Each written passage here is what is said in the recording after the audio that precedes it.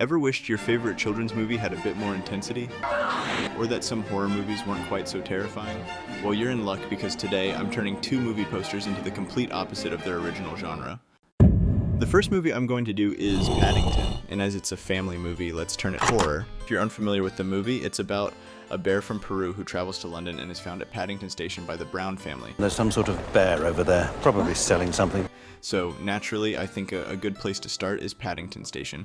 Since I want the cover to take place at night, let's apply the night LUT. Okay, that's looking good. There's something slightly unnatural about the inside of the station. What I'm going to do is select the inside of it. And let's lower the exposure. Actually, I think the lights are making it look off. Let's remove them. And yep, that looks so much better. Now at the front of the station, I want Paddington himself.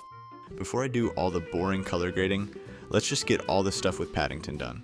First, I want his briefcase to be slightly open. Let's select the top part of the briefcase. Let's quickly copy this onto a new layer. Okay, now I want to fill this with black. Now let's bring back the top of the briefcase and let's move it so it looks like it's slightly open. And inside this briefcase, let's add his latest hobby. He's not so innocent anymore. What the fuck? Gotta make it look natural, so let's add a slight shadow on the arm. Now let's move on to the color grading.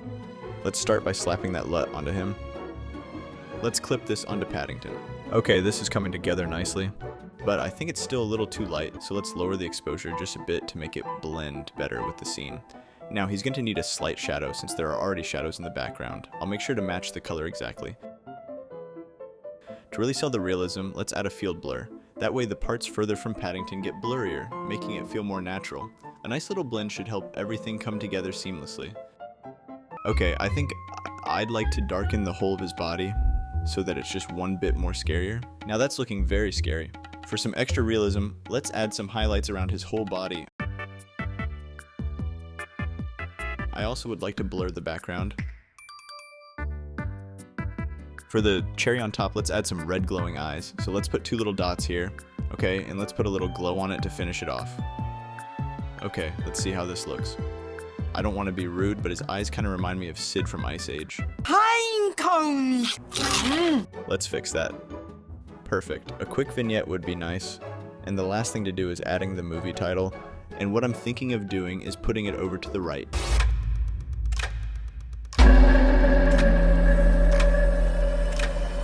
My first observation is that it's not looking like a very nice day. So let's add a nice blue sky. Lovely. Immediately, it's looking much more joyful. Oh, actually that rope isn't very family friendly. Let's get rid of that. Let's lift up some of those dull gray colors. Okay, this is coming together nicely. In replacement of the rope, let's put this swing. What I'm going to do is join the ropes together at the top. The ropes are kind of defining the odds of physics by bending in the middle. Okay, that's better. Now that's quite a scary looking tree. I didn't know this, but you can actually generate tree leaves right in Photoshop.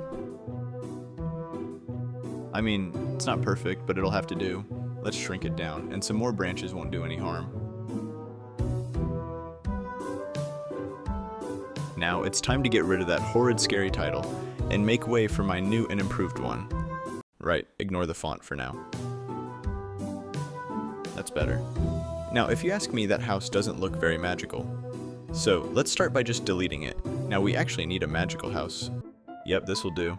Let's get the background removed, and a little bit of blending. Perfect. I think that's this cover finished.